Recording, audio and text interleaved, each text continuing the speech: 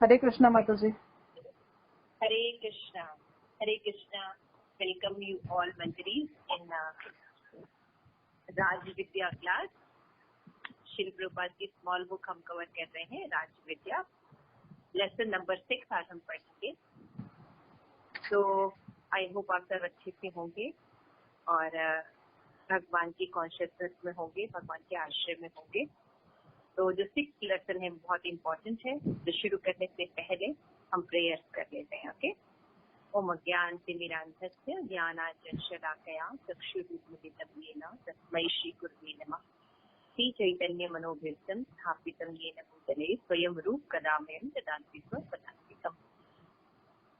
नमो विष्णुपादाय कृष्णप्रेष्ठाय भूतले श्रीमते लोकनाथ महाराज नामने। नमो विष्णुपादाय कृष्णप्रेष्ठाय भूतले श्रीमते भक्ति वेदांत स्वामी नामने। नमस्ते सारस्वती देवी गौरवाणी विशालिनी निर्विशेष शून्यवादी पाश्चात्य देशिकारिणी। विमति कहो जय श्री कृष्ण चैतन्य प्रभु नित्यानंद श्री अद्वैत गदाधर श्रीमती गौर भक्त वृंद। हरे कृष्ण कृष्ण कृष्ण हरे हरे, हरे राम राम राम हरे हरे। राज्य विद्या ग्रंथ की जय, श्री प्रभुपाद की जय, हस्ती गौर भक्त वृंद की जय। So I hope you all are ready to listen. जी हाँ जी। हरे कृष्णा। हरे कृष्णा। यजी यमुना माता जी and who else? Poonam is there? माता जी। हरे कृष्णा पूनम। हरे कृष्णा माता जी। हरे कृष्ण। तो आइए पढ़ना शुरू करते हैं। चैप्टर 6, उसका नाम है कृष्ण के प्राकट्य तथा कार्यों का ज्ञान। ठीक है ना। तो जैसे हमने पिछले क्लास में देखा था कि अगर हमें भगवान के बारे में नॉलेज लेना है तो लॉजिकली थिंकिंग से काम नहीं चलेगा, हमें परंपरा से ज्ञान लेना पड़ेगा। भौतिक एस्पेक्ट से हम ज्ञान नहीं ले सकते, हमें गुरु शिष्य परंपरा जो ऑथराइज्ड वे है उसमें ही ज्ञान लेना पड़ेगा, तभी हम भगवान के बारे में वैदिक स्क्रिप्चर्स में जो डिस्क्राइब किया है तो समझ सकते हैं। तो उसके बाद जो श्री प्रभुपाद एक्सप्लेन करें द लवली चैप्टर कि कृष्ण के प्राकट्य तथा कार्यों का ज्ञान हम कैसे कर सकते हैं, भगवान कैसे प्रकट होते हैं। तो भगवद गीता में भगवान ने कहा ना, जन्म कर्म च मे दिव्य। तो भगवान का प्राकट्य या जन्म कैसे होता है, what is the philosophy behind that. और अगर हम भगवान के एक्शंस के बारे में देखेंगे, भगवान ऐसा क्यों करते हैं, ऐसा क्यों करते हैं, तो उसको हम कैसे समझ सकते हैं, इसको बहुत ही नाइसली एक्सप्लेन किया है। और जनरली हमारे प्रश्न होते हैं इन्हीं के इर्द गिर्द। तो आइए पढ़ना शुरू करते हैं। तो पहले गौरी पढ़ेंगे, फिर यमुना माता जी, फिर उसके बाद पूनम पढ़ेंगे। आस्था माता जी भी है माता जी कॉल पे। ओके। हरे कृष्णा आस्था। हरे कृष्णा माता जी। हरे कृष्णा विजय, हाउ आर यू? तो लेट्स स्टार्ट रीडिंग। ओके। तो सब सीक्वेंस वाइज पढ़ेंगे, पहले गौरी पढ़ लेंगे, फिर यमुना पढ़ लेंगे, फिर पूनम माता जी और आस्था। ठीक है। ओके। स्टार्ट कीजिए। जी माता जी। हमारे भीतर प्रकृति की दो शक्तियां कार्य कर रही हैं। एक के द्वारा हम यह निश्चय करते हैं कि हम इस जीवन काल में आध्यात्मिक उन्नति करेंगे, किंतु दूसरे ही क्षण दूसरी शक्ति माया कहती है, तुम यह सारा कष्ट किस लिए उठाने जा रहे हो, इस जीवन का भोग करो और आराम से रहो। विस्मृति के गर्त में गिरने की यह प्रवृत्ति ही ईश्वर तथा मनुष्य के बीच का अंतर है। अर्जुन श्री कृष्ण के सखा हैं, अतः जब भी किसी लोक में कृष्ण प्रकट होते हैं तो साथ साथ अर्जुन भी जन्म लेते हैं और उनके साथ प्रकट होते हैं। जब कृष्ण ने भगवद गीता का उपदेश सूर्य देव को दिया तो उनके साथ अर्जुन भी उपस्थित थे, किंतु बद्ध सीमित जीव होने के कारण अर्जुन को इसका स्मरण नहीं रहा। विस्मृति जीवात्मा का यह स्वभाव है। हमको इसका भी सही स्मरण नहीं रह पाता कि कल या एक सप्ताह पूर्व ठीक इसी समय हम क्या कर रहे थे।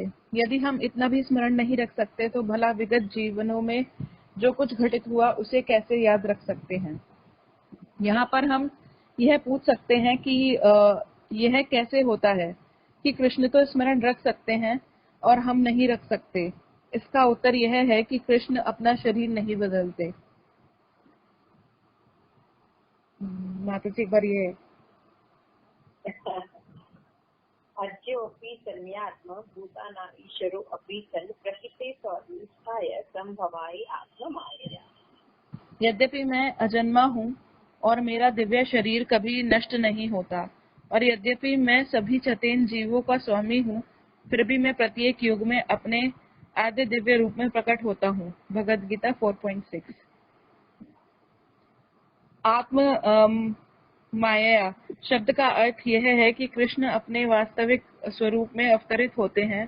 वे अपना शरीर नहीं बदलते, किंतु बद्ध जीव होने के कारण हम अपना शरीर बदलते रहते हैं, जिसके कारण हम भूलते रहते हैं। कृष्ण न केवल अपने भूत, वर्तमान तथा भावी कार्यों को जानने वाले हैं, वरन प्रत्येक जीव के भूत, वर्तमान तथा भावी कर्मों को जानते हैं। भगवद गीता 7.26 वेदा अहम समतीतानि वर्तमानि च अर्जुन भविष्यानि च भूतानि मातु वेद न कश्चन। माता जी मैं ही पढ़ूं या फिर यशिका माता जी पढ़ें? वे अर्जुन पूर्ण पुरुषोत्तम भगवान होने के कारण मैं पूर्व काल के, वर्तमान के, भविष्य के समस्त घटना चक्र को जानता हूँ, और मैं सब जीवों को भी जानता हूँ, तुमसे मुझे कोई नहीं जानता। ये यमुनावती जी पढ़िए। श्रीमद् भागवत में भी हम पाते हैं कि परमेश्वर को सर्वज्ञ के रूप में परिभाषित किया गया है, किंतु ऐसा ब्रह्मा तथा शिव जैसा सर्वश्रेष्ठ उन्नत जीवात्माओं के विषय में भी नहीं किया गया है। केवल विष्णु या कृष्ण ही प्रत्येक वस्तु जानते हैं। हम ये भी पूछ सकते हैं कि यदि भगवान अपना शरीर नहीं बदलते हैं तो वे अवतार के रूप में क्यों आते हैं? इस प्रश्न को लेकर दार्शनिकों में काफी मतभेद है। कुछ का कहना है कि जब कृष्ण अवतरित होते हैं तो वे भौतिक शरीर धारण करते हैं, किंतु ऐसा नहीं होता। यदि उन्होंने हमारी भांति भौतिक शरीर धारण किया होता तो उन्हें भी स्मरण न रह पाता, क्योंकि विस्मृति तो भौतिक शरीर के कारण है। वास्तविक निष्कर्ष तो ये है कि वह अपना शरीर नहीं बदलते। ईश्वर सर्वशक्तिमान कहे जाते हैं और उपर्युक्त श्लोक में उनकी सर्वशक्तिमता की व्याख्या की गई है। कृष्ण जन्म नहीं लेते और वे शाश्वत है। इसी प्रकार जीवात्मा भी जन्म नहीं लेता और वह भी शाश्वत है। जन्म केवल शरीर ही लेता है, जिसके साथ जीवात्मा अपनी पहचान स्थापित कर लेता है। भगवद गीता के प्रारंभ में ही 2य अध्याय में कृष्ण व्याख्या करते हैं कि जिसे हम जन्म तथा मृत्यु कहते हैं वह शरीर के कारण है। जो ही हमें अपना आध्यात्मिक शरीर की पुनः प्राप्ति हो जाती है और हम जन्म मृत्यु के कलमश से बाहर निकल आते हैं, तो ही हम गुणात्मक रूप से कृष्ण जैसे हो जाते हैं।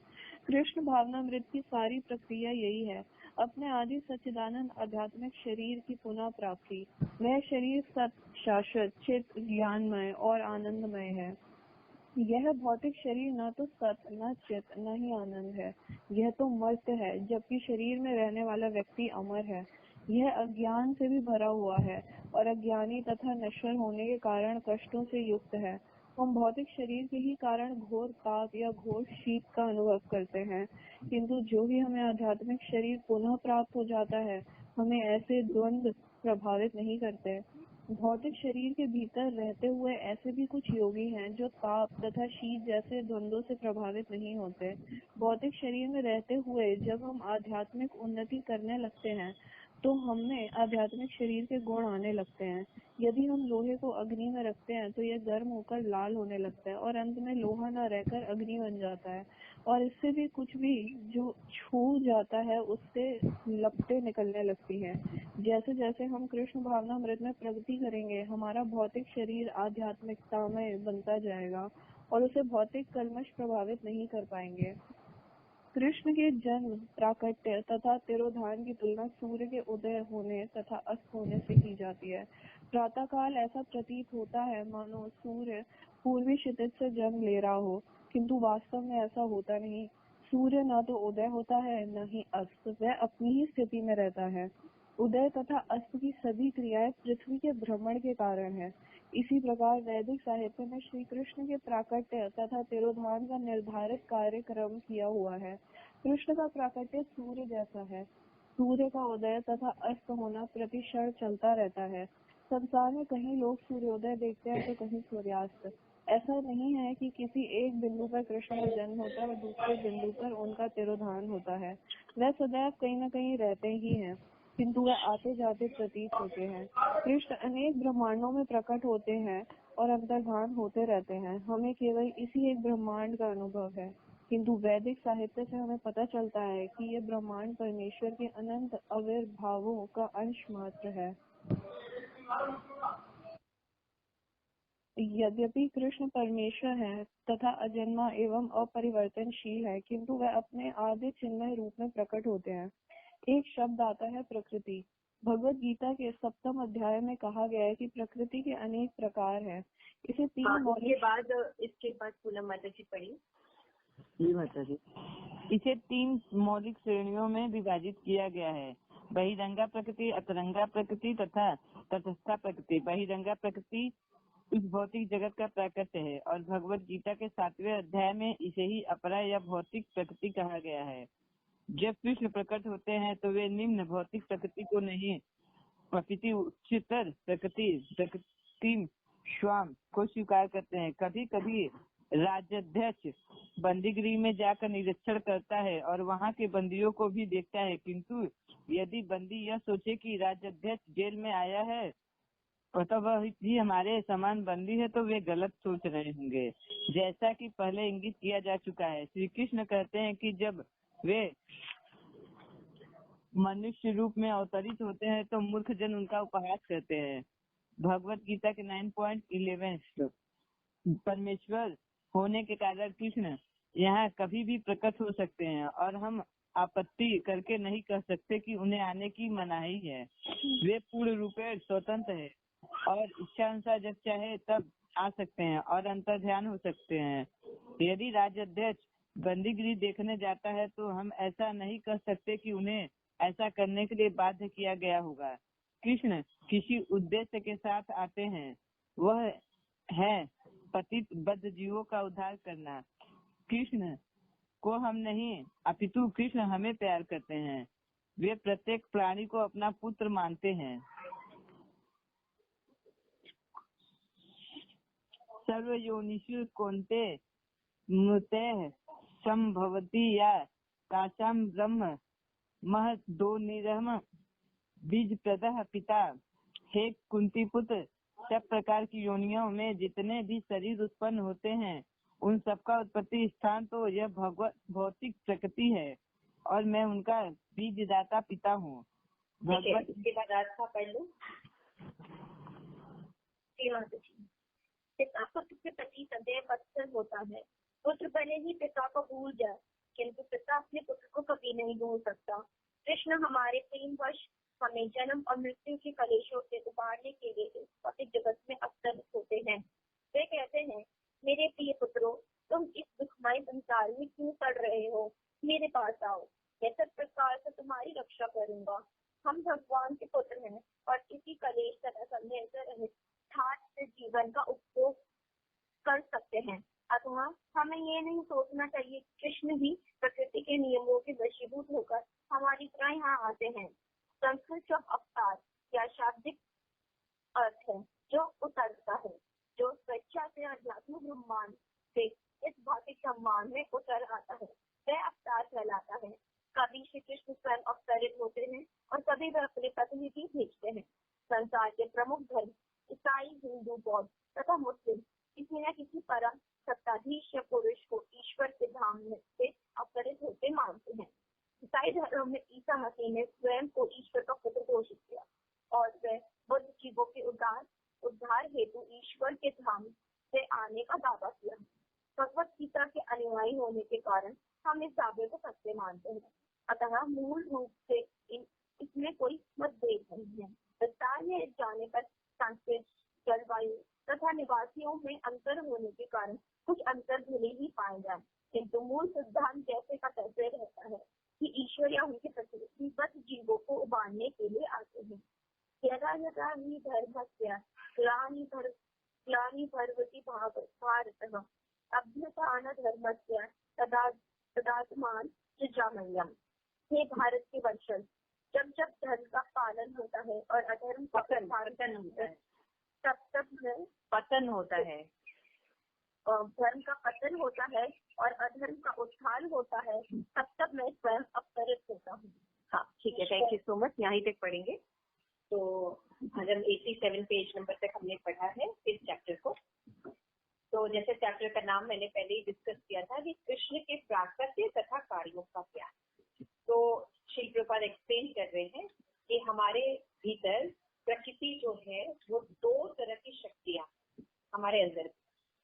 तो एक तो हम जीवन काल में आध्यात्मिक, जैसे लिखा है कि एक के द्वारा हम निश्चित ही जीवन काल में आध्यात्मिक उन्नति करेंगे, किंतु दूसरे ही क्षण दूसरी शक्ति माया कहलाती है, सारा नष्ट कष्ट किए इसलिए उठाने जा रहे हो, इस जीवन का भोग करो और आराम करो। तो मतलब कहने का मतलब है भगवान की, जैसे पिछले अध्याय बताए गए, दो प्रकार की शक्तियां होती है, मतलब अनंत शक्तियां हैं, लेकिन डिवीजन किया जाए तो दो मुख्य शक्ति होती है, एक पराशक्ति, दूसरी अपराशक्ति, है ना। पढ़ा है आप लोगों ने, याद है आप लोगों को? जी तो हमने देखा था कि भगवान की दो शक्तियां होती है, एक आध्यात्मिक और एक भौतिक, है ना। तो अपराशक्ति जो है भगवान की भौतिक शक्ति होती है, जैसे पृथ्वी, जल, अग्नि, वायु, आकाश ये आते हैं, और दूसरी शक्ति होती है भगवान की पराशक्ति, आध्यात्मिक शक्ति, जिसमें संबित, संजनी और अनात्मी शक्ति आती है। ठीक है, क्लियर हो गया? तो एक शक्ति जो है हमें आध्यात्मिक जीवन की तरफ लेके जाती है। हम आत्मा है, आत्मा हम किसके हैं, फिर हमारा जो वास्तविक स्वरूप है, आत्मा कोई ज्योति नहीं है, कोई दीपक नहीं, जैसा फिल्मों में दिखाता है। आत्मा एक व्यक्ति है जो कि सच्चिदानंद है।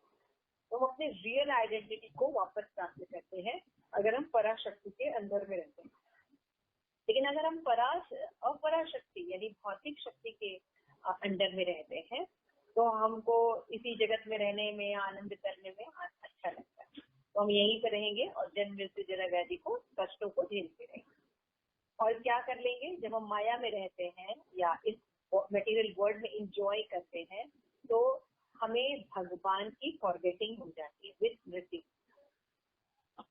श्री प्रभुपाद एक्सप्लेन कर रहे हैं कि हम भगवान के साथ अपना कांटेक्ट भूल गए हैं, इसीलिए इस दुखालय जगत में जहाँ हर पल दुख है, लेकिन हम सोचते हैं कि हम इसको सुखालय बना लेंगे, राइट। लेकिन ऐसा कभी हुआ नहीं। तो भगवान कह रहे हैं कि दुखालय जगत में हम आते हैं क्योंकि हम भगवान के साथ अपना जो रियल जो रिलेशनशिप है वो भूल चुके हैं। इसलिए हम मटेरियल वर्ल्ड में अपना रिलेशनशिप बनाते हैं और सोचते हैं कि यही सब कुछ है, जबकि मटेरियल वर्ल्ड चेंज होता रहता है, स्टेबल नहीं होता है, शाश्वत नहीं है, ये चेंज होता रहता है। तो भगवत गीता में कृष्ण ने ये बताया है कि जब मैंने, भगवान बताते हैं कि एवं परंपरा प्राप्त हो, दसवें अध्याय भगवान कहते हैं कि मैंने ये ज्ञान पहले सूर्यदेव को दिया, फिर अर्जुन को दिया, फिर उसके बाद इक्ष्वा को, फिर उसके बाद ये मनुष्य जन्म में ये आया। कहने का मतलब ये है कि भगवान को हर चीज याद रहती है, लेकिन जीव जो है यानी हम लोग जो है वो भूल जाता है। क्योंकि हम लोगों को तो ये भी नहीं याद होता है। जैसे अभी आप लोगों से पूछे कि आप परसों इसी समय क्या काम कर रहे थे, तो बड़ा मुश्किल होता है बताना, है ना, इतना भी याद नहीं रहता हमें। तो हम कैसे लर्न करेंगे कि हम पिछले यूनियन में क्या थे या क्या नहीं थे। लेकिन भगवान ऐसा नहीं है। भगवान जो है ये तत्व ज्ञान है कि जीव भूल जाता है लेकिन भगवान नहीं भूलते। भगवान क्या नहीं भूलते, पास्ट भी नहीं भूलते, अभी जो प्रेजेंट है वो भी नहीं भूलते, और उनको भविष्य भी पता होता है। तो ये कैसे समझ में आएगा?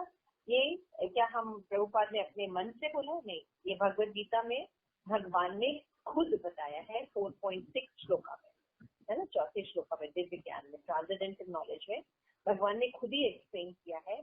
अज्जो अपि सन्निवेयात्मा भूत नाम ईश्वरो अपि सन्नः। अज्जो अपि कि भगवान अपने बारे में बता रहे हैं नॉलेज। भगवान कह रहे हैं मैं क्या हूँ? अजन्मा, मैं बर्थ नहीं लेता, और मेरा ये जो शरीर है, दिव्य शरीर है, तन में आत्मा भूत आश्रय प्रकृति स्व आमदृष्टाय संभवा आत्मा माया। जब जैसे जनरली क्या होता है, जीव जब जन्म लेता है तो उसकी बॉडी नष्ट हो जाती है और फिर वो नवीन बॉडी ग्रहण करता है, ऐसा ही होता है ना, है ना, समझ में आ रहा है? जी माता जी। कि ना कि जैसे मान लीजिए अभी हम स्त्री शरीर में है ना, आगे चल के हम डॉग का शरीर मिल सकता है, कैट का शरीर मिल सकता है, छिपकली का मिल सकता है, पुरुष शरीर मिल सकता है, कर्म के अनुसार हमारा बॉडी चेंज होता है। लेकिन भगवान का जो दिव्य शरीर है वो नहीं चेंज होता। भगवान किसी भी योनि में अवतार है, भगवान किसी भी मत्स्य योनि में ले सकते हैं, कच्छप योनि में ले सकते हैं।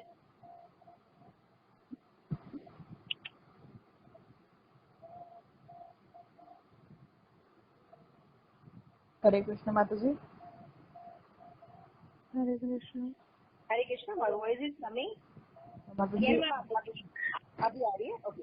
तो भगवान एक्सप्लेन कर रहे हैं कि मैं अजन्मा हूँ, यानी जन्म नहीं लेता। और दूसरी चीज भगवान अपने बारे में नॉलेज दे रहे हैं कि दिव्य शरीर होता है भगवान का, यानी भगवान अगर मत्स्य अवतार लेते हैं, भगवान अगर कच्छप अवतार लेते हैं, है ना, भगवान अगर हाइग्रीव यानी घोड़े का अवतार लेते हैं, तो वो चेंज नहीं, उनका दिव्य शरीर चेंज नहीं होता, लेकिन हमारा शरीर चेंज होता है। तो यद्यपि सभी चेतन जीवों का स्वामी हूँ, फिर भी प्रत्येक रूप में आद्य दिव्य रूप में ही प्रकट होता हूँ। भगवान कह रहे हैं मैं जितने भी यहाँ पे लिविंग बीइंग है, जितने भी लोग हैं, इन सब का मैं स्वामी हूँ। भगवान बता रहे हैं कि मैं स्वाम अधिष्ठाय, मैं ही अधिष्ठ सभी चेतन जो लोग हैं उनका स्वामी हूँ। लेकिन मैं जब भी किसी भी युग में प्रकट होता हूँ तो मैं अपने ओरिजिनल आदि स्वरूप में प्रकट होता हूँ। समझ गए? जैसे कृष्ण ही मत्स्य अवतार धारण करते हैं, कृष्ण ही राम अवतार में आते हैं, कृष्ण ही कच्छप अवतार में आते हैं, कृष्ण ही वामन अवतार में आते हैं। Got the point? तो आपने एक बहुत ही सुंदर वैष्णव भजन सुना होगा, केशव घृता नरसिंह रूपा जय जगदीश हरे, है ना। केशव घृता राम स्वरूपा जय जगदीश हरे, केशव घृता मीन शरीरा जय जगदीश हरे। देखा होगा ना, सुना होगा जयदेव गोस्वामी का, बहुत फेमस भजन है जी माँ। तो इस भजन में जयदेव गोस्वामी लिख रहे हैं कि भगवान कृष्ण ही जो है वो इनकारनेशन होते हैं अलग अलग रूपों में, और इसलिए जब भगवान प्रकट होते हैं तो उनका जो दिव्य शरीर है, इसलिए वो अगर मछली भी बनते हैं तो दिव्य होते हैं, है ना, भगवान पूजा जाता है ना। भगवान अगर कछुआ भी बनते हैं तो भी पूजा जाता है। भगवान सूकर रूप भी लेते हैं, निम्न योनि भी, तब भी उनको सूकर अवतार कहा जाता है ना। तो इसलिए उसका दिव्य रहता है। तो ये हमें समझना होगा, ये तत्व ज्ञान है। यहाँ पे श्री प्रभुपाद एक्सप्लेन कर रहे हैं आत्म माया। आत्म माया शब्द जो है बहुत इंपॉर्टेंट है। तो मैंने पिछले क्लास में आप लोगों को होमवर्क दिया था एक श्लोक लर्न करने के लिए। somebody remember? ये तो हमारे बच्चे थोड़ा सा वो हो गए हैं, इनसिंसियर हो गए हैं। हाँ, मैंने एक होमवर्क दिया था, आप लोग को याद आया? जी माता जी। कौन सा श्लोक था, याद है आप लोगों को? बहुनी में मैंने एक श्लोका दिया था 7.7। हाँ, भगवद गीता का 7.7 श्लोका दिया था मैंने आप लोगों को लर्न करने के लिए। 4.5 था मतलब। कौन सा 4.5 बहुनी में व्यतीतानि। अच्छा, बहु, हाँ ये किसने लर्न किया है? ओके, मैं श्लोक रिवाइज कर रही हूँ, आप लोग प्लीज इसको लर्न कीजिएगा। ये बहुत इंपॉर्टेंट श्लोक है कि बहुनी में व्यतीतानि जन्मानि तव अर्जुना तान्यहं वेद सर्वाणि न त्वं वेद परम तपः। 4.5 क्लियर है सबको अभी? Any doubt? नो। 4.5 ये श्लोक आप लोग लर्न करें। इसमें भगवान बता रहे हैं कि हे अर्जुन, हे परम तप, मेरे अनेक जन्म हुए, तुम्हारे भी हुए हैं, लेकिन मुझे सबका स्मरण है, लेकिन तुम भूल गए, है ना। तो भगवान एक्सप्लेन कर रहे हैं कि भगवान को हर चीज याद रहती है ना। तो इस श्लोक में भी आप देखिए 4.6 में भगवान अगेन एक्सप्लेन कर रहे हैं अज्योपी तन्ने वे आत्मा। आत्मा माया शब्द को श्री प्रभुपाद एक्सप्लेन कर रहे हैं कि कृष्ण अपने वास्तविक स्वरूप में अवतरित होते हैं, वे अपना शरीर नहीं बदलते, किंतु जो बद्ध जीव होते हैं यानी हम लोग जो होते हैं कंडीशन सोल होते हैं, दे change their body and they forget also. हम में से कितने लोगों को याद है कि हम पिछले जन्म में कौन थे? एनीबडी? जनरली नहीं होता है, हाँ, बट सम केसेस कभी कभी होता है, लेकिन मतलब हमें याद नहीं होता जनरली, लेकिन भगवान को सब याद रहता है। कृष्ण न केवल अपने भूत वर्तमान भविष्य के बारे में जानते हैं बल्कि सभी जीवों के बारे में भी जानते हैं। That is a very important point. Bhagavad Gita में भगवान 7.26 में भी ये बात कही है कि वेदा अहम समितानि वर्तमानानि च अर्जुन भविष्यानि च भूतानि मातु वेद न कश्चन। हे अर्जुन, पूर्व पुरुषोत्तम भगवान हुए, पूर्व काल में वर्तमान काल में जो भी घटनाक्रम है सब मैं जानता हूँ, किंतु मुझे कोई नहीं जानता। कैसे जानेगा? क्योंकि भगवान जब भगवान तो हमेशा ही से रहते हैं, लेकिन हम तो चेंज होते रहते हैं, है ना, बॉडी में चेंज होते रहते हैं, तो हम कैसे भगवान को समझ सकते हैं? अब भगवान हमेशा से थे, है ना, लेकिन तो भगवान को कैसे कोई समझ सकता है? भगवान खुद ही अपने आप को समझ सकते हैं। तो श्रीमद् भागवतम में भी परमेश्वर को सर्वज्ञ रूप में कहा गया कि भगवान सर्वज्ञ है ना। श्रीमद् भागवतम के फर्स्ट श्लोक में ही बताया गया है कि ओम नमो भगवते वासुदेवाय जन्माधस्य यतोऽन्वयाति तिरतः स अर्थेषु अभिज्ञस्वराट् तेने ब्रह्म हृदये आदि कवये मुह्यन्ति यत्सूर्याः तेजो वारिविशां यथा विनिमया तस्य सर्गो मृषाम् धाम्ना स्वेन सदा निरस्तकुहकम् सत्यम परम धीमहि। फर्स्ट श्लोक में ही डिस्क्राइब किया है कि भगवान क्या है? सर्वज्ञ है, स्वराट, अभिज्ञ है और स्वराट, सब कुछ जानने वाले हैं। ब्रह्मा और शिव जैसे सर्वश्रेष्ठ जीव जो है, केवल विष्णु या कृष्ण ही प्रत्येक वस्तु को जानते हैं, इवन ये लोग भी नहीं जानते। भगवान को इसमें बताया गया है श्लोक में कि भगवान ही सभी को कंट्रोल करते हैं, जितने भी जीव हैं, एकदम स्पष्ट वर्णन किया गया है ना। तेने ब्रह्म हृदय आदि कवये, भगवान ने ही ब्रह्मा को ज्ञान दिया है ना, लेकिन फिर भी मोहित हो जाते हैं लोग और भगवान को नहीं जानते। तो हम शिव और ब्रह्मा जब पूरी तरह भगवान को नहीं जानते, तो हम जैसे साधारण चीज कैसे जान सकते हैं? जब हमें आचार्यों की कृपा होती है, जब किसी परंपरागत वैष्णव का संग होता है, तब समझिए कि आप लोग कितना दुर्लभ संग प्राप्त कर रहे हैं कि आप supreme personality of God head के बारे में एज इट इज नॉलेज ले रहे हैं, जबकि हम सब स्त्री शरीर में। और शास्त्रों में जो परंपरागत शास्त्र है उसमें बताया जाता है कि स्त्रियों को कोई स्थान ही नहीं है कि वो वैदिक शास्त्र पढ़े। तो आप देखिए श्री प्रभुपाद की कितनी कृपा है कि हम लोग कलयुग में बैठकर एज इट इज नॉलेज ले रहे हैं, जो कि अनेक तपस्याओं के बाद लोग एक्सेप्ट करते हैं, है ना। कितनी तपस्या करें तब एक हाफ नॉलेज प्राप्त होता है। हमें श्री प्रभुपाद की कृपा से पूरा एज इट इज नॉलेज प्राप्त होता है। तो यहाँ पे भगवान कह रहे हैं कि मैं अपना दिव्य शरीर नहीं बदलता, मैं कोई भी योनि में प्रवेश करता है। लेकिन श्री प्रभुपाद यहाँ पे बता रहे हैं कि हम ये भी पूछ सकते हैं कि यदि भगवान अपना शरीर नहीं बदलते तो वे अवतार के रूप में क्यों आते हैं? तो इस प्रश्न को लेकर दार्शनिकों में बहुत मतभेद है। कुछ कहेंगे जब कृष्ण अवतरित होते तो भौतिक शरीर धारण करते हैं, किंतु ऐसा नहीं है। बहुत से फिलोसोफर है, मायावादी वगैरह कहते हैं भगवान जब आते हैं ना पृथ्वी पर तो वो मटीरियल होता है, लेकिन भगवान बताते हैं भगवद गीता में कि जब भी वो इन अवतार लेते हैं, अवतरित होते हैं, तो हमेशा वो पराशक्ति यानी अपनी आध्यात्मिक शक्ति के बल पर ही इनकारनेशन करते हैं।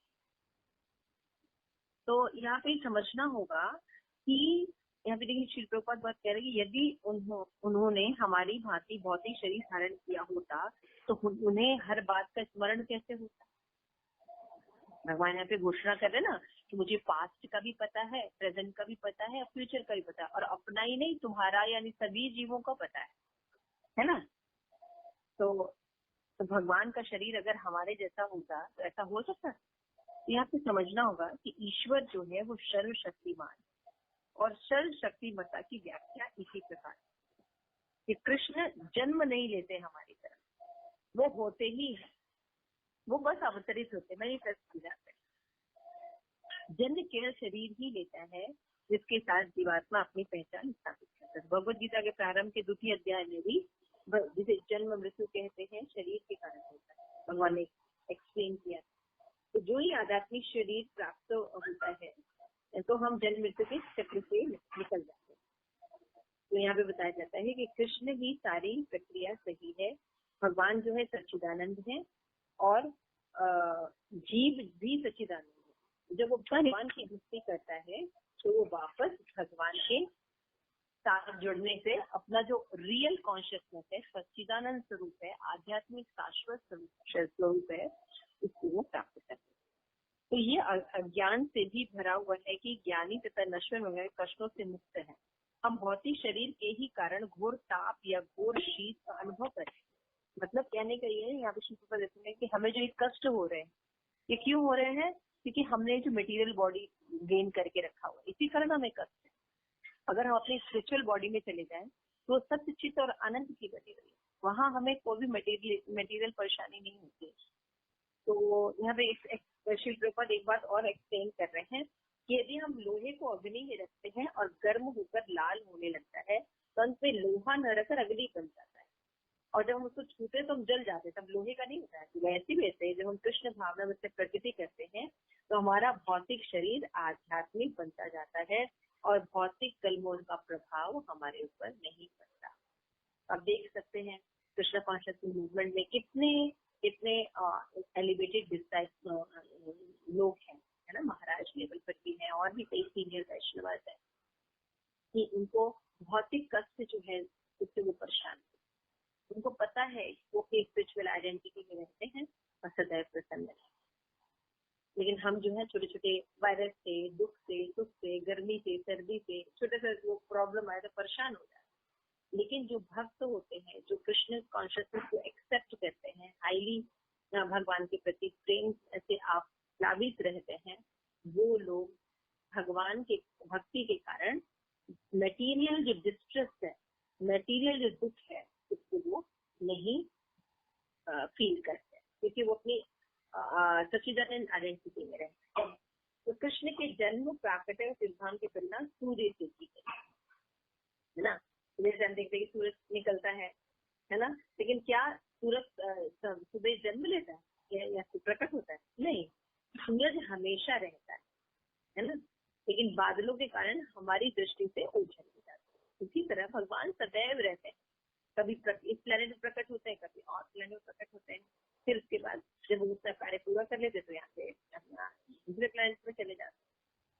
लेकिन भगवान एक साथ सभी जगह अवतार भी लेते हैं और अपने एडोब में, गोलोक धाम में भी रहते हैं। भगवान साइमल्टेनियसली ऐसा करते हैं, इसलिए वो भगवान है।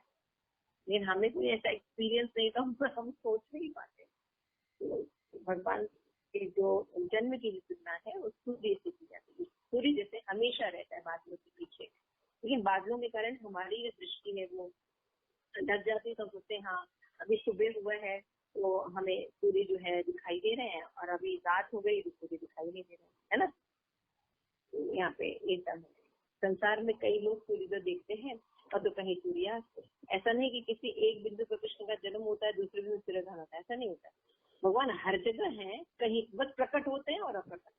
क्लियर हो रहा है? जी माता जी। यदि कृष्ण परमेश्वर है, अजन्मा है, उनमें कोई चेंजेस नहीं होते, उनका आदि चिन्मय रूप होता है। तो यहाँ पे एक शब्द आता है प्रकृति। तो भगवद गीता के 7th चैप्टर में प्रकृति के अनेक प्रकार हैं। तो 3 है, बहिरंगा, अंतरंगा और तटस्थता। तो भगवान की जो एनर्जी है, जो भगवान की जो शक्तियां हैं, उनको 3 भाग में बांटा गया। मैंने बताया था अंतरंगा, बहिरंगा और तटस्थता। तो बहिरंगा शक्ति मटेरियल एनर्जी है भगवान की, इसको अपरा शक्ति कहते हैं।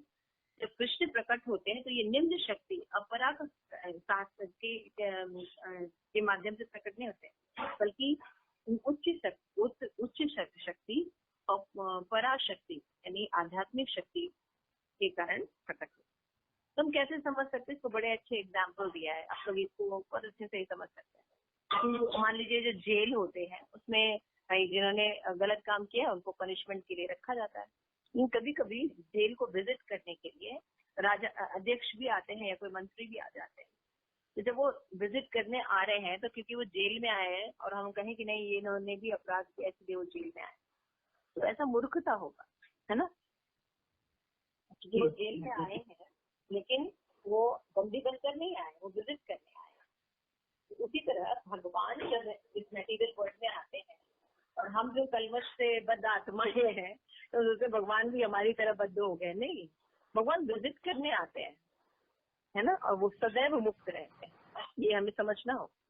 तो परमेश्वर हो गए कृष्ण कभी प्रकट हो सकते हैं और हम हमें आपत्ति कर नहीं कह सकते कि आप क्यों आए हैं, क्योंकि भगवान पूर्ण स्वतंत्र है, कभी भी मैनिफेस्ट हो सकते हैं और कभी भी अंतर्ध्यान हो सकते हैं। यहाँ पे भगवत गीता का जो 14 अध्याय का 4 श्लोक है कि सर्वयंशु कौन्तेय मूर्ते संभवानी है, कि सब प्रकार की योनि में जितने भी शरीर उत्पन्न होते हैं उन सब की उत्पत्ति स्थान ये भौतिक प्रकृति है और मैं उसका बीज प्रद पिता हूँ।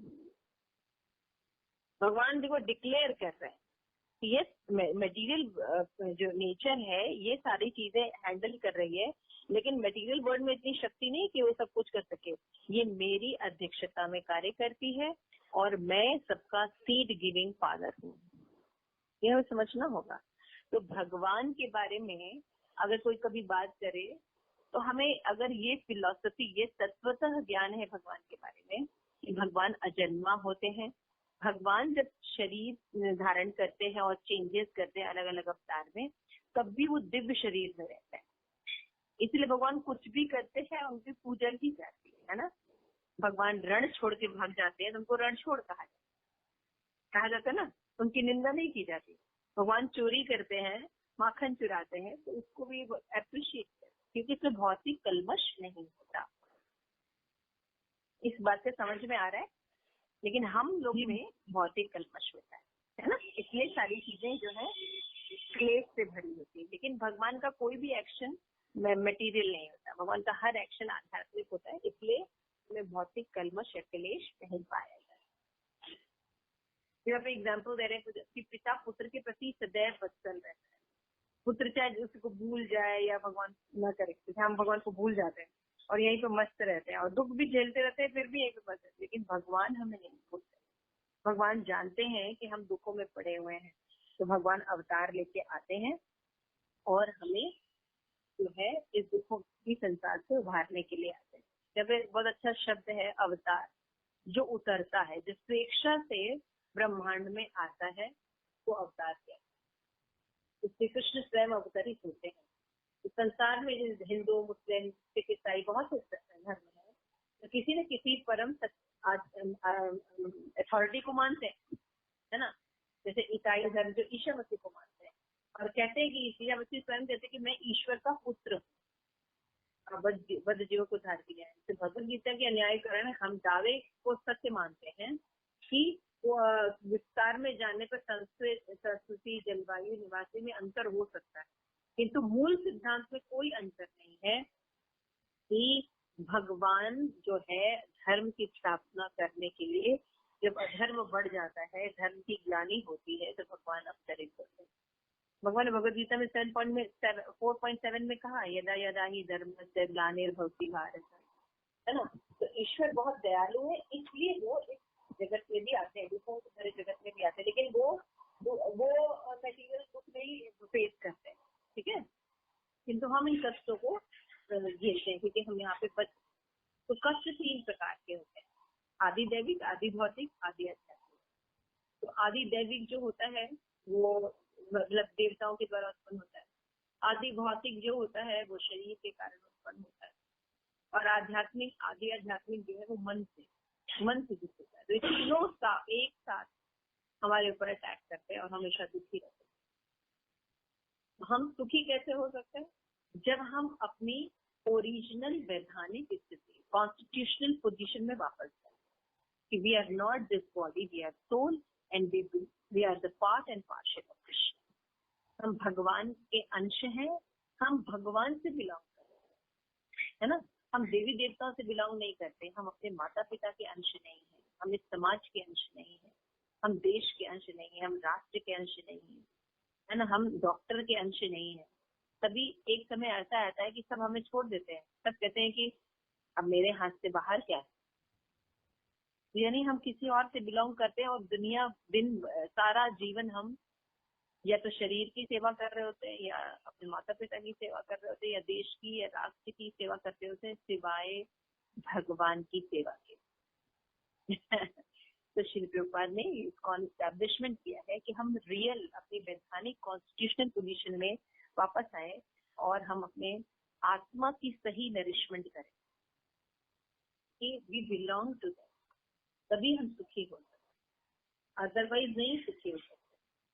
यहाँ पे समझाए कि यहाँ पे कृष्ण बताते हैं कि जब धर्म का हाथ होता है ना, तो भगवान आते हैं। धर्म शब्द के अनुसार धर्म का जो ट्रांसलेशन किया जाता है वो क्या किया जाता है, फेथ, श्रद्धा, बिलीव, है ना।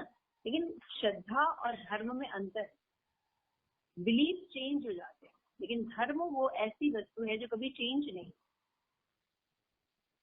तो ये जो हिंदू, मुस्लिम, सिख, ईसाई, इसको जो हम सोचते हैं कि ये धर्म है, दिस इज नॉट धर्म, this is faith, this is विश्वास। तो प्रत्येक व्यक्ति का स्वभाव अपने परिवार, राष्ट्र, समाज, मानव की सेवा करना है। ये सेवा भाव जीवात्मा में धर्म है ना, क्योंकि ये चेंज नहीं होती। सेवा करना जीव का धर्म है, न कि हिंदू, मुस्लिम, सिख, ईसाई, ये धर्म नहीं है, ये चेंज होते हैं। विश्वास और धर्म वो चीज होती है जो चेंज नहीं हो सकती। तो हम हर जीव में देखते हैं कि बिना एक्शन के या बिना क्रिया के जीव नहीं रह सकता, लेकिन जीव को ये नहीं पता होता कि किसकी सेवा की जाए। तो जब मुक्ति या मोक्ष नश्वर उपाधियों को छोड़ते हैं हम, और हम जब भगवान की सेवा करते हैं, तो क्या होता है, हमें सही मार्गदर्शन प्राप्त होता है। यहाँ तक हमने पढ़ा था। हरे कृष्ण। जी माता जी, यही तक था ना कि हमें भूल जाना चाहिए कि हम ईसाई हैं, मुस्लिम हैं, हिंदू। हमें समझना चाहिए कि हम जीव हैं और हमारी जो वैधानिक स्थिति है वो परम पूर्ण व्यक्ति यानी कृष्ण की सेवा के लिए है। जब हम ये समझ जाते हैं तो हम इट्स वेरी सिंपल। तो यहीं तक हम पढ़ते हैं। नेक्स्ट कल जो हम आगे इसके कंप्लीट करेंगे। तो किसी का कोई प्रश्न है या कोई बात समझ में नहीं आई है तो वो पूछ सकते हैं। It is very lovely book, इसमें हम भगवान के बारे में, प्रकृति के बारे में और अपने बारे में ऑथेंटिक नॉलेज जान रहे हैं, तत्वता। तो मेरा एक प्रश्न है यहाँ पे। यस, मतलब जैसे कभी कभी हम बोलते हैं कि जो हमें अगला जन्म मिलता है वो हमें कर्मों के हिसाब से मिलता है, और कभी कभी हमने सुना है कि जो हमारी नेक्स्ट बर्थ होती है, हम एंड मोमेंट पे, मतलब जब हम जाने वाले होते हैं उस टाइम पे हम जिस चीज के बारे में सोच रहे होते हैं हमें वो योनि प्राप्त होती है। तो इन दोनों में से कौन सी बात करते हैं, मतलब कर्मों के हिसाब से मिलेगा या फिर जो हम सोच रहे होंगे एंड मोमेंट पे उसके हिसाब से बर्थ मिलेगा?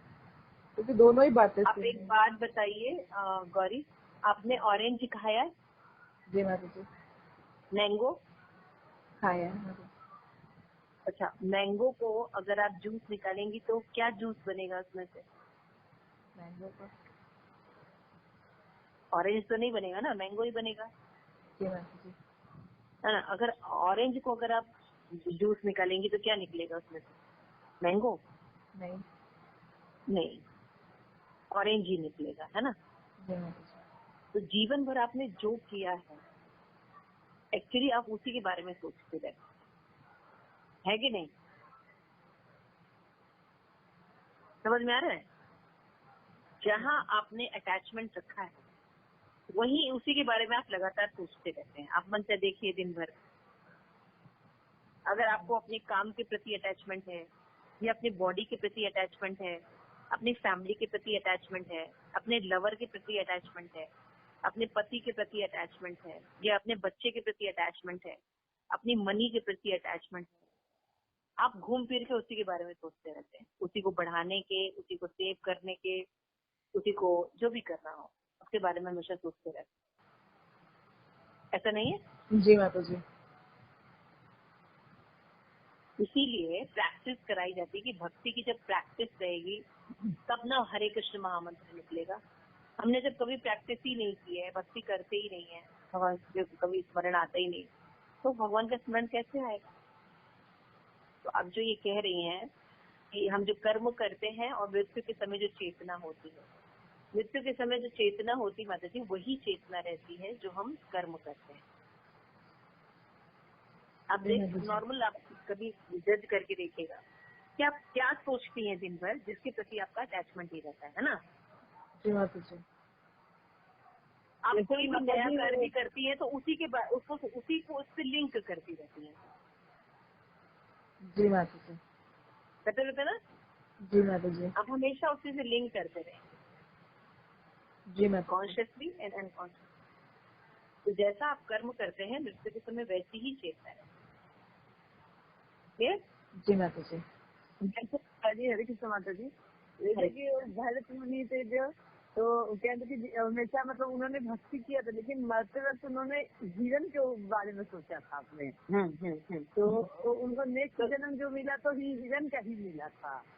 तो ये हमें ये समझना होगा कि हम पूरी राजा भरत जो थे उनका स्टेज क्या था, वो पूरी तरह प्योर नहीं थे, वो भाव भक्ति तक थे, प्रेम नहीं था। वो भाव भक्ति तक भगवान के प्रति आ सकते थे। जब हम प्रेम भक्ति प्राप्त कर लेते हैं तब हमारा फॉल डाउन नहीं। लेकिन अगर हम उसके ऊपर के स्टेजेस पे रहेंगे, जैसे कि हम भजन क्रिया के स्टेज पर हैं, तो हमारा स्टेज होता है ना आधु श्रद्धा, साधु संग, भजन क्रिया, अनर्थ निवृत्ति, निष्ठा, रुचि, आसक्ति, भाव और प्रेम, ये स्टेजेस हैं। तो अगर हम भाव तक भी रहेंगे तब भी हम फॉल डाउन हो सकते हैं, क्योंकि भगवान में वो अटैचमेंट नहीं रहता जो प्रेम में होता है। जब हम प्रेम लेवल पर आ जाते हैं तो हमारा फॉल डाउन नहीं होता, हम पीछे नहीं जाते हैं मटेरियल। उन भाव लेवल तक हमारा फॉल डाउन होना संभव है। तो जो जड़ भरत थे वो भक्ति करते थे, लेकिन भगवान के प्रति प्रेम कैसा था, उनका भाव लेवल तक ही था, पूर्ण परिपक्व नहीं था। तो अपरिपक्व अवस्था में जंगल में चले गए तो हमारी स्वाभाविक प्रवृत्ति रहती है मटेरियल चीजों के प्रति इन्वॉल्व होने की। तो सेक्स से इन्वॉल्व हो गए, हिरन से। सहज प्रवृत्ति भगवान से तब होती जब हम प्रेम अवस्था में रहते। समझ में आ गया? जी माता जी। तो भरत जो थे, हालांकि भगवान के प्रति बहुत अच्छे स्टेज पर थे, भाव स्टेज पर थे, लेकिन प्रेम अवस्था में नहीं थे, इसलिए उनका fall down. You have to understand all this thing. इसीलिए कहा जाता है कि अपने आप को भक्ति तीव्र कीजिए और प्रेम अवस्था तक पहुंचिए ताकि आपका फॉल डाउन ना हो। हम किसी भी हम निष्ठा के स्टेज पे रहेंगे, हम रुचि के स्तर पर रहेंगे, आसक्ति के स्तर पर रहेंगे, तो हमें बैक मटेरियल वर्ल्ड को इतना भोगा है, हमने इतनी योनियों में भोगा है कि इतना जाना इतना आसान नहीं है, ये मुश्किल भी नहीं है, क्योंकि हम तो भगवान के ही थे, हम भगवान के ही अंश थे, इतना मुश्किल भी नहीं। लेकिन हमें सिंसियरली प्रयास लगता है, बहुत इजी है। अच्छा एक बात बताओ, अपने घर में मतलब आप घूमने गए हो बाहर और अपने घर वापस आने में बहुत मुश्किल है? नहीं, बस याद रहना चाहिए मेरा घर है ना। पूनम, अपने घर में वापस आने और अपने माँ बाप से बातचीत करने, अपने भाई बहन से वापस बातचीत करने में आप 1 महीना घूम के आए हो, बहुत मुश्किल होगा आपको? नहीं माता जी, लेकिन जैसे बता दी कभी लोग, आपने जो बाहर रिलेशन एस्टैब्लिश किया है या जो कर रहे हैं उसमें मुश्किल आती है। अपनों के साथ रिलेशन करने में बस याद रहना चाहिए, हम भूले नहीं कि हाँ मेरा घर है, मेरे माँ बाप। तो हमको अपने घर वापस जाने में, हम जो हैं वो वापस आइडेंटिटी प्राप्त करने में क्या मुश्किल है? ये तो हम जबरदस्ती आवरण धो रहे हैं सपनों की जरूरत नहीं है। समझ रहे हैं आप लोग? जी माता जी। तो ये ज्यादा मुश्किल। और भगवान की भक्ति करना, आप कभी भगवान की भक्ति करके देखिए, बहुत आसान है। आपने देखा था ना, सुखम, कीर्तन करना, प्रसाद खाना, भगवान को निहारना, भगवान की ड्रेसिंग करना, भगवान के लिए व्रत रखना, भगवान के लिए उत्सव मनाना, ये दुख लगता है? नहीं, बहुत इजी है। और जबकि मेडिकल वर्ल्ड में हम कितना, हर चीज कितना टॉर्चरेबल है ना? जी माता जी। लेकिन क्योंकि हम उसमें इंटरेस्टेड हैं इसलिए सीखते हैं। इसी तरह जब हमको अपनी रियल आइडेंटिटी पता चल जाएगी, तो जब हम उसकी तरफ काम करेंगे तो वो बहुत इजी काम है, क्योंकि वही हम हैं। समझ में आ गया? थोड़ा सी प्रैक्टिस की जरूरत है, लेकिन हम तो वही हैं, हमें ज्यादा दिक्कत नहीं आएगी। बल्कि मटेरियल करने में हमें दिक्कत होती है। अभी जैसे मान लीजिए, अभी आपने ये श्लोक का हमने आपको पढ़ाया, अभी हम कहेंगे ऐसा कहते हैं कि फिर से हम इसको पढ़ते हैं, तो क्या हम बोर हो जाएंगे? नहीं, हम इसको फिर से पढ़ना चाहेंगे। जैसे कि अभी ये रिकॉर्डिंग आ जाएगी प्योर एसोसिएशन में, है ना? तो ये रिकॉर्डिंग अगर मान लीजिए हम 5 साल बाद सुनना चाहें तो नहीं सुनेंगे? सुनेंगे। लेकिन अगर मटेरियल वर्ल्ड में हम कोई चीज एक बार कर लेते हैं, भूख लेते हैं, एक ड्रेस पहन लेते हैं, तो दूसरी शादी में नहीं पहनते। जैसे आपने माता जी बोला ना कि जैसे कि भौतिक दुनिया में हम लोग करते हैं, लेकिन फिर भी बार बार करते हैं, तो वैसे जैसे हम लोग अध्यात्म, जैसे कि रामायण हुआ, कृष्ण लीला हुआ, सब लोग मतलब बस कहानी जानता है, लेकिन फिर भी टीवी तो कोई सुना। अभी आप कोई एक ऐसी स्टोरी बताइए या फिल्मी स्टोरी बताइए, बोर हो जाएंगे। लेकिन उसको कितनी 10 बार सुनने के बाद आप इंटरेस्ट के साथ सुनता है, जानता रामायण का है। रामायण की हर स्टोरी सबको पता है, लेकिन अभी रामायण कहीं और सब बैठ के देखते हैं, सब कुछ पता है लेकिन फिर भी देखते हैं। क्यों? क्योंकि वो स्पिरिचुअल है ना। समझ में आया? ऐसा इसके रीजन है। मूवी एक बार देखने तो दोबारा नहीं मन करता है। नहीं, इसका रीजन है कि स्पिरिचुअल है। ये सब चीजें हमें तत्वतः समझना होगा, क्यों ऐसा होता है। क्योंकि आध्यात्मिक है, ये हमारी ओरिजिनल। अपने घर जाने में, अपने माँ बाप से बात करने में ज्यादा मेहनत लगती है कि बाहर उसके रिलेशन डेवलप करने में ज्यादा मेहनत लगती है? बाहर ज्यादा मेहनत लगती है। फिर भी हम अपनों के पास वापस आने में क्या है? बहुत इजी है, भक्ति बहुत इजी है। आप भक्ति करते हैं तो आप बताओ क्या डिफिकल्टी लगती है? इससे ज्यादा दुख तो आप मटेरियल वर्ल्ड में देखते हैं, नहीं? जी माता जी।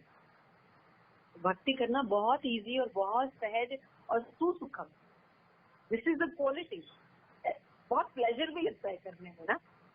शायद खाने में कितना प्लेजर लगता है।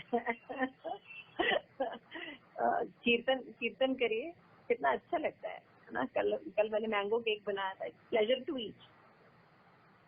रो के थोड़ी खा रहे क्यों ना। तो शायद हम रो के खाती हो। नहीं। अगर कहीं फीस होता तो हम कितने दौड़ के जाते, gulab jamun, oh my God, रबड़ी। लेकिन एक चीज देखे है मैंने माता जी, जैसे प्रसाद खाते खाते हम लोग की आदत हो गई है। एक बार हम लोग कहीं रिलेटिव में गए थे, मतलब तो उन्होंने बनाया था सब्जी, बोला तो ठीक है, हम लोगों ने ओनियन गार्लिक नहीं खाया था, बिना ओनियन गार्लिक का बनाया था। लेकिन फिर भी जैसे मतलब जो स्वाद घर के जिस प्रसाद खाने में लगता है ना, खाना तो टेस्टी तो सब कुछ अच्छा था, लेकिन मिठास जैसे लग रहा था, खाने में मिठास नहीं है। क्योंकि वो उसमें भगवान की कृपा नहीं रहती ना, वो भक्ति नहीं रहती, वो भाव नहीं रहता, वो प्रेम। हम लोग जब भी भक्त लोग जब भगवान के लिए बनाते तो प्रेम से भगवान के लिए बनाते हैं। एक खिचड़ी भी बनाते हैं, भगवान से प्रेम से बनाते हैं। भगवान पाए, भगवान करे, जो प्रेम रहता है, फिर भगवान उसको चखते हैं, फिर हमारी गुरु परंपरा उसको स्वाद देती है, फिर उसमें है स्वाद। तो थैंक यू सो मच। शिल्पी प्रभुपाद की जय। राधे की। एक क्वेश्चन और है माता जी मेरा। ओके, है किसमें एक क्वेश्चन है माता जी। यस माता जी, जैसे आप बोल रहे थे कि जो सूर्य नारायण भगवान है, सूर्य नारायण शिव नारायण है, आप बता दी थी ना इससे पहले वाले क्लास में बताई थी। जी। उनके नारायण बोला जाता है, सूर्य नारायण, क्योंकि नारायण के ही वो है, मतलब नारायण ही है। तो और जैसे कि और उसमें मैंने एक लेक्चर उनका सुना था प्रशांत मुकुंद जी का, तो उसमें उन्होंने वो वाला बता रहे थे लेक्चर, मतलब कि मैसेंजर क्यों नहीं खा रहे थे, इसमें बता रहे थे। तो बताते राहु केतु जो थे वो जब खा रहे थे अमृत, मतलब अमृत पीने गए थे, तो वही बता रहे थे कि सूर्य और चंद्रमा ने उन्हें देख लिया, और सूर्य चंद्रमा जो है भगवान की आंखें हैं, 2 आंखें हैं। हाँ। तो वो उनकी आंखों से कैसे बच सकता था? तो मैंने आपको ये भी बताया था ना कि भगवान सूर्य नारायण है, लेकिन वहाँ के राजा सूर्य देव अलग अलग रहते हैं। ये चीजें कंफ्यूजन मेरे को थोड़ी सी भगवान जो है वो सूर्य नारायण है और अलग अलग सूर्य देवता होते हैं अलग। जैसे माता जी ब्रह्मा के एक दिन में 14 मनु आते हैं, है ना। उसी तरह से भगवान जो है सूर्य नारायण है, तो अलग अलग कल्प युग में अलग अलग सूर्य देव होते हैं। आप श्रीमद् भागवतम का 12वां स्कंद पढ़ेंगे तो डिटेल में बढ़ेंगे, समझ गए। जैसे कि भारत एक देश है, प्रधानमंत्री एक पोस्ट है, प्रधानमंत्री चेंज होते रहते हैं ना। जी माता जी। लेकिन भारत देश है ना, भारत तो नहीं चेंज होता ना। नहीं। उसी तरह से सूर्य नारायण है, लेकिन भगवान अपने सिस्टम में चलाने के लिए, करने के लिए अलग अलग देवता को, राजा को अपॉइंट करते हैं, तो सूर्य देव करते हैं अलग। तो इसलिए जिस सूर्य को भगवान ने नॉलेज दिया था उसका नाम विवस्वान था। बात समझने एक्चुअली क्या है ना, हम लोग हर चीज को जड़ देखते हैं, इसलिए हम नहीं समझ पा रहे। लेकिन भगवान के अगर धाम में हर चीज चेतन है, पर्सनालिटी है। श्रीमती राधा रानी की पायल भी पर्सनालिटी है, सुना था ना उसमें श्यामानंद के, पायल भी पर्सनालिटी है ना। हम नदी भी पर्सनालिटी है, गंगा यमुना ये पर्सनालिटीज है। लेकिन हमको आदत है जड़ देखने की, हम सूर्य को देखते हैं जड़, तो हमको कितना भी समझा जाए ज्यादा समझ नहीं आएगा, ज्यादा मत समझो, तो बस समझ गए। नहीं, बस वही कंफ्यूजन तो आप बोली कि वो बोले कि उनके 2 आंखें। मैंने ये आप लोगों को बताया था कि सूर्य को लोग समझते हैं कि ये देवता है, लेकिन सूर्य देवता नहीं है, ये भगवान का विस्तार है, जैसे कि बलराम। समझ में आ गई ये बात? जी बात है। सूर्य देवता नहीं है, सूर्य भगवान के विस्तार। क्लियर हो गया? जी। तो ठीक है, धीरे धीरे जैसे हमारी प्योर कृष्ण होगी समझ में आएगा। ओके, हरे कृष्णा। हरे कृष्णा। हरे कृष्णा। हरे कृष्णा। हरे कृष्णा। हरे कृष्णा।